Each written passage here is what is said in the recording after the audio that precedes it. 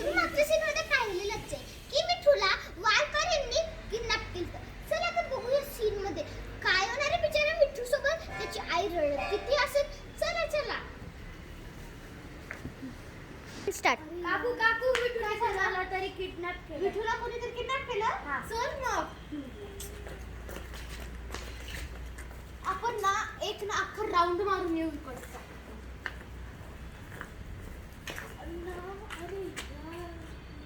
अरे यार कुठं सापडतील ते. आई-वडील नाही सांगायचं.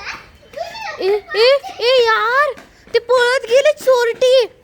बाळा तू ठीक तर आहे. तिने तुला काही दिलं नव्हतं ना. अरे बाबा मी तर वाचलं नाही तर त्यांनी मला पोलीस कडे नेलं असतं. अरे ती आली. पकडा पकडा पकडा. पकडा. अरे यार कुठं पळाली. तुला माहिती होतं ना. अरे तुला माहिती होतं ना बाळा मी ते घरी आहे तर तू का गेला तिच्यासोबत. मी खेळत होता मग दिंडे हा ठीक आहे जाऊ दे. चल आता घरी चल. हा चल घरी. तिने मला बी हा ठीक आहे चल घरी बाळा. राज तू खूप छान काम केलंय. तू ना विठूचं जीवन वाचवलंय तर मी तुला एक रिवॉर्ड देऊ शकते. रिवॉर्ड चल.